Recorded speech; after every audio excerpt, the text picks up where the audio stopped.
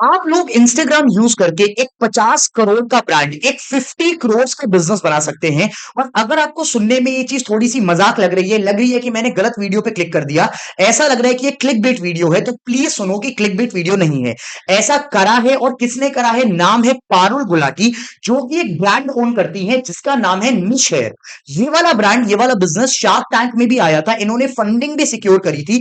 और ये पूरा का पूरा ब्रांड सिर्फ बनाया गया है इंस्टाग्राम पर, विदाउट एनी एडवर्टाइजमेंट्स ऑल्सो। का मतलब कोई पैसा नहीं खर्च करा, कोई एड्स नहीं चलाए, सिंपल सा बिजनेस। और आज की डेट में ये बिजनेस वैल्यू हो चुका है ओवर 50 करोड़। एंड आज की डेट में इसका एक्चुअली में रेवेन्यू 100 करोड़ से भी ऊपर होने वाला है। कैसे करा गया, हम लोग कैसे कर सकते हैं, हम लोग कैसे बिजनेस बना सकते हैं इंस्टाग्राम से एक इतना बड़ा बिजनेस जो कि 50 करोड़ की वैल्यूएशन पर है। हम लोग कैसे, क्या क्या ऐसी बातें हैं जो हम इससे सीख सकते हैं, इस केस स्टडी से सीख सकते हैं, आज के इस वीडियो में बात करने वाले हैं। ये वीडियो कोई मजाक नहीं है, इसमें कोई एंटरटेनमेंट नहीं है, सारी लर्निंग्स हैं, बहुत हायर लेवल की लर्निंग्स हैं। प्लीज मेरी रिक्वेस्ट है, कॉपी और पेन लेके बैठना, इन केस स्टडीज को ऐसे ही मत देखो। आई वांट यू कि एक एक चीज जो मैं बताऊंगा उसको नोट डाउन करो, ताकि आपको आपकी लाइफ में इन बड़े बड़े बिजनेसेस को बनाने में हेल्प मिल सके, और कल को आप और मैं मिलके ऐसे बड़े बड़े बिजनेसेस बना सकें। So let us start of a business case study, जो कि ये है कि कैसे पारुल गुलाटी ने, एक इन्फ्लुएंसर ने, एक एक्टर ने, without any prior knowledge of business, उन्होंने कोई बिजनेस की पढ़ाई नहीं करी थी, कोई बड़ा एमबीए नहीं करा था, कोई बड़े कॉलेजेस नहीं गई थी, कोई आईआईटी आईएम की पास आउट नहीं है, स्टिल उन्होंने इंस्टाग्राम से एक 50 करोड़ का बिजनेस बनाया, एक प्रॉफिटेबल बिजनेस बनाया। कैसे करा गया, आज की वीडियो में इन सारी बिजनेस की स्टडीज, इन सारी बिजनेस स्ट्रैटेजीज के बारे में बात करने वाले हैं। तो Parul Gulati is basically an actress, एक सोशल मीडिया कंटेंट क्रिएटर है, जो कि काफी टाइम से, जो कि 17 इयर्स ऑफ एज, जब वो 17 साल की थी तब से वो एक्टिंग लाइन में चली गई थी। उनके पास कोई बैकग्राउंड नहीं था बिजनेस का, उनको धंधे के बारे में कुछ नहीं आता था। She was a born actress. उनके वर्ड्स ये हैं कि उनको स्टार्टिंग से एक्टिंग में बहुत ज्यादा इंटरेस्ट था, उनको सेलिब्रिटी बनना था, उनको बेसिकली बॉलीवुड में एंट्री लेनी थी। और उन्होंने अपना ये वाला सपना पूरा भी करा। उन्होंने काफी सारे इंडियन सीरियल्स में, काफी सारी वेब सीरीज में एक्ट भी करा।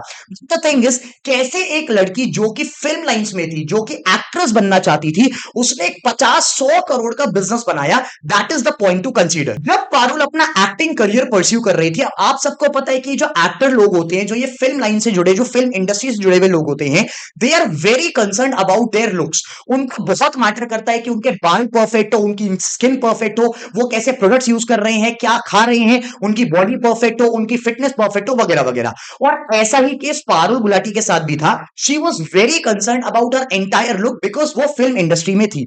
बट द थिंग इज, उनको एक बहुत बड़ी प्रॉब्लम थी उनके हेयर के साथ।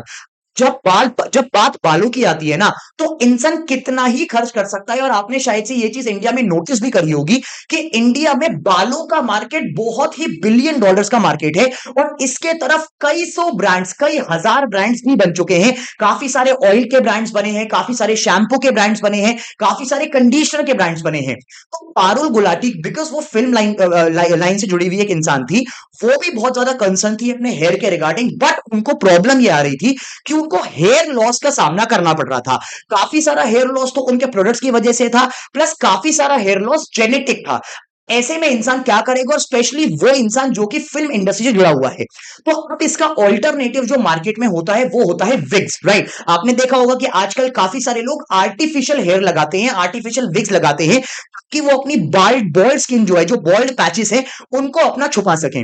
तो पारुल को जब ये पता चला कि उनका हेयर का प्रॉब्लम है, उनकी स्किन लाइन दिखने लगी है, उनकी हेयर लाइन दिखने लगी है, कुछ कुछ ऐसे हेयर में पैचेस आ रहे हैं जो अलग से दिखते हैं कैमरा पर, उनको ये समझ में आया कि अब उनको हेयर विग्स यूज करनी पड़ेंगी। जब वो मार्केट में निकली हेयर विग्स का पता करने के लिए, उनको यह चला पता कि जो हेयर विग्स मार्केट में मिल रही थी, वो बहुत ज्यादा हैवी थी। जो बाल थे ना, जो पूरी की पूरी विग थी, वो बहुत ज्यादा हैवी थी, तो वो नेचुरल नहीं लगती थी, राइट। जैसे फॉर एग्जांपल, आप कहीं पर हवा में खड़े हुए हो तो आपके बाल उड़ेंगे। पर हेयर विग्स के साथ प्रॉब्लम ये थी कि वो इतने ज्यादा भारी बाल थे कि जब वो कैमरास के सामने शूटिंग करने के लिए जाती थी, तो उनके बाल नेचुरल नहीं लगते थे विग्स पहनकर। तो उनको समझ में आया कि यार, ये तो एक बहुत बड़ा मार्केट है। जो प्रॉब्लम मैं फेस कर रही हूँ, वो प्रॉब्लम तो करोड़ों लोग और फेस कर रहे होंगे, करोड़ों फीमेल्स और फेस कर रही होंगी। तो यहां पर ना, सबसे पहला बिजनेस लेसन इस केस स्टडी से ये निकलता है कि जब आप अपने आइडिया को ढूंढते हो, जब आप अपने बिजनेस आइडिया को ढूंढते हो, जब आप अपने स्टार्टअप आइडिया को ढूंढते हो, प्लीज मेक श्योर कि आइडिया, आप सबको पता है कि आइडिया का ओरिजिन किसी प्रॉब्लम से होता है। हम जब एक बिजनेस बिल्ड करते हैं तो हम किसी प्रॉब्लम को सॉल्व करने के लिए बिजनेस बिल्ड करते हैं, और वो प्रॉब्लम बहुत अच्छा होगा कि वो प्रॉब्लम अगर आपकी अपनी खुद की हो और आप जैसे करोड़ों लोगों की हो। सुनो मैं क्या कहने की कोशिश कर रहा हूं, ठीक है। एक इंसान है जो औरों की प्रॉब्लम देखता है और उसको नोटिस करके वो धंधा बनाता है। एक दूसरा इंसान है जो खुद वो प्रॉब्लम फेस करता है, उसको पता होता है कि लोगों को कैसा फील होता है, लोग इस प्रॉब्लम से गुजरेंगे तो उनको कैसा लगेगा, क्योंकि मैं भी उसी प्रॉब्लम से निकला था, और वो बंदा अपनी प्रॉब्लम पर बिजनेस बनाता है। अगर आप ज्यादातर स्टार्टअप फाउंडर्स को स्टडी करेंगे ना कि उन्होंने कैसे आइडिया निकाला, बहुत बार आप लोग ये कमेंट में क्वेश्चन पूछते हो, बहुत सारे लोगों ने क्वेश्चन पूछा मेरी वीडियोस में, आइडिया कहां से आता है, कैसे निकलता है आइडिया हमारे दिमाग में। हमें करना तो है कि हम चाहते हैं स्टार्टअप बनाना, एक बिजनेस बनाना, आइडिया नहीं आता।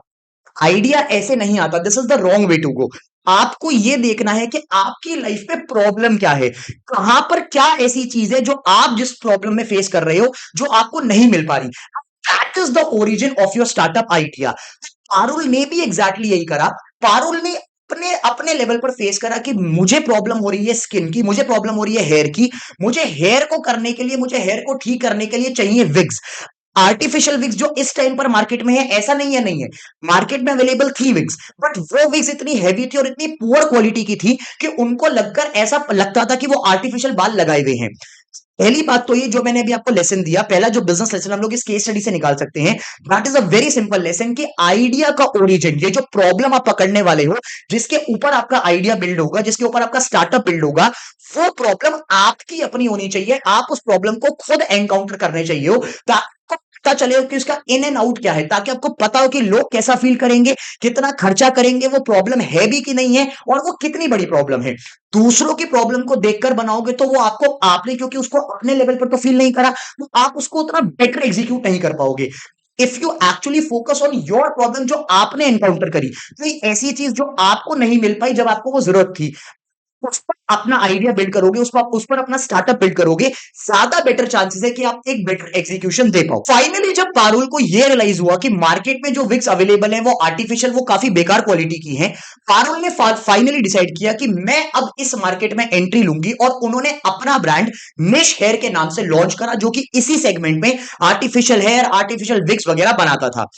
यहां पर एक बहुत बड़ी बात यह है, पारुल ने एक ऐसा आइडिया चुना, एक ऐसी प्रॉब्लम चुनी जो कम लोगों की नहीं थी, बहुत सारे लोगों की थी। थोड़ा सा नंबर देता हूं, थोड़ा सा डेटा देता हूं।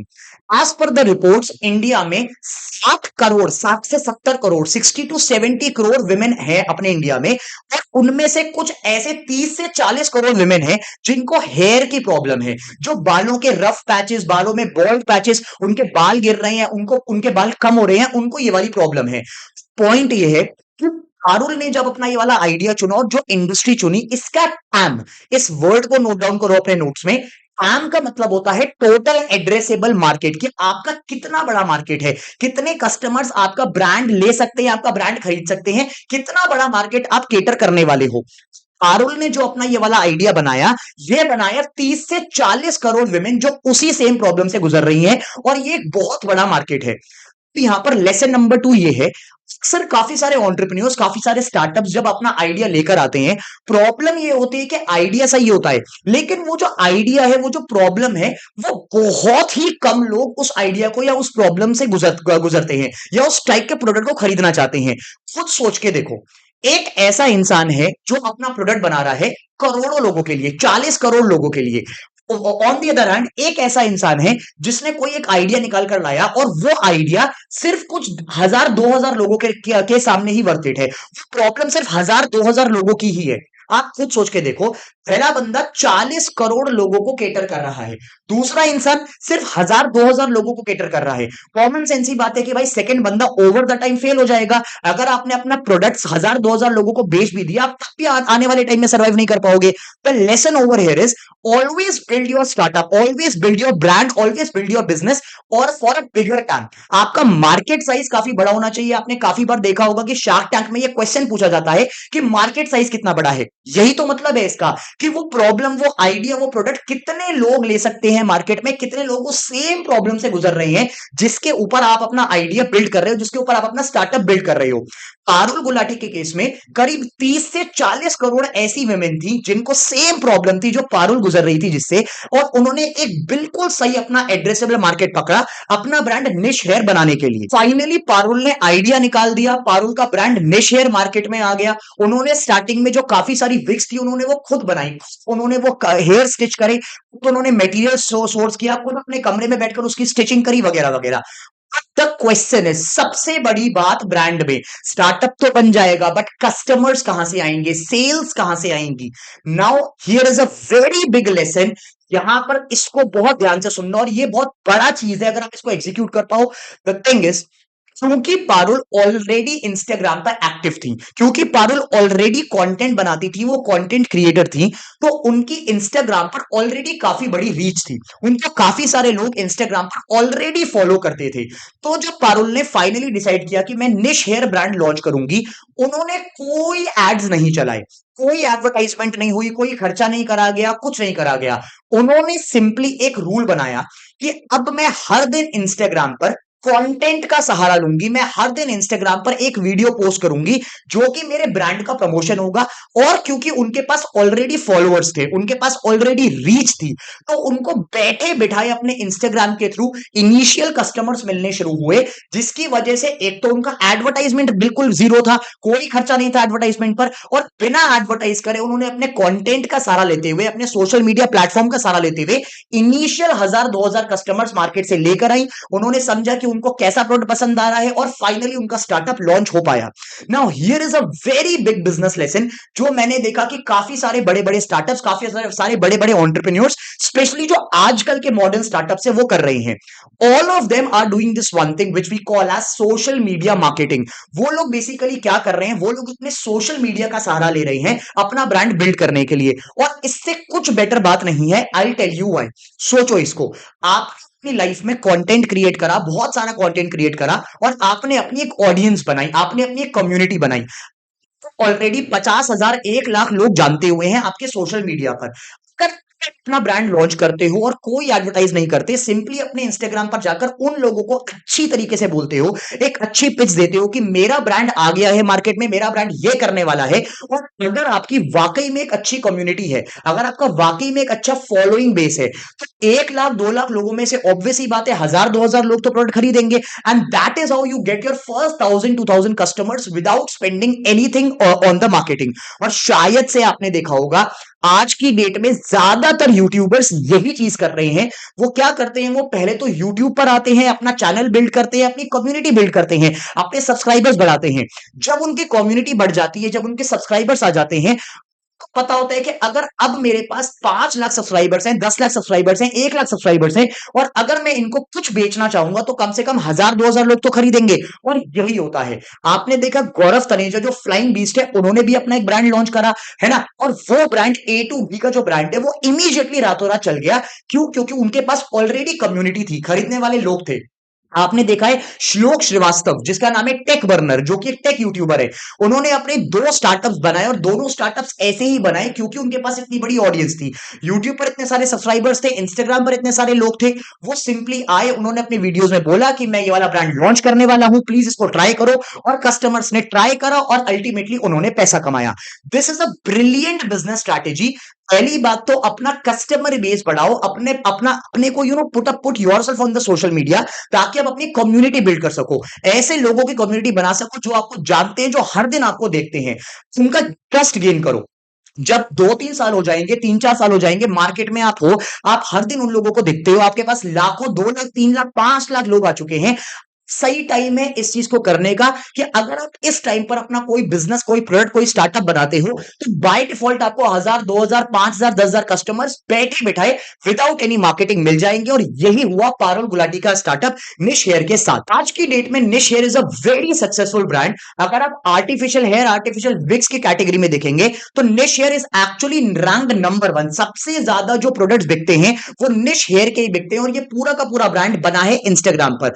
बहुत जल्दी जल्दी निश एयर इनफैक्ट 100 करोड़ के रेवेन्यू क्लब में भी आने वाला है। अब इसको सोच के देखो कि एक लड़की जिसके पास कोई बिजनेस नॉलेज नहीं है, कोई बड़ी बड़ी डिग्रीज नहीं है, उन्होंने सिर्फ एक इंस्टाग्राम के थ्रू एक 100 करोड़ का ब्रांड बनाया। तो ऑब्वियस सी बात है कि आप और मैं भी कर सकते हैं राइट बिजनेस स्ट्रैटेजीज को एग्जीक्यूट करके। These were the 3 main business lesson जो हम लोग सीख सकते हैं पारुल गुलाटी के बिजनेस निश हेयर की बिजनेस केस स्टडी से। अगर आपको ये वाली केस स्टडी पसंद आई then please hit the like button. मुझे बहुत मोटिवेशन मिलता है ऐसी वीडियोस बनाने का आपके लाइक्स को देखकर। If you have any insights और any analysis about this entire case study, please comment करके मुझे बताओ, हमारी कम्युनिटी के साथ शेयर करो ताकि सबकी हेल्प हो पाए और सारे लोग ग्रो कर पाए।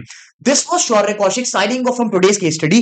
I'll see you guys in another case study very soon. Please subscribe करना चैनल को, प्रेस द बेल आइकन ताकि आपको रेगुलर नोटिफिकेशंस मिल सके सारी बिजनेस केस स्टडीज के जो हम इस चैनल पे कवर अप करते हैं, जो कि एक्सट्रीमली वैल्यूएबल कंटेंट होता है आपके अपने लाइफ और आपके अपनी बिजनेस लाइफ के लिए। I'll see you guys in another case study very soon. Till then, stay tuned. Take care. Bye bye.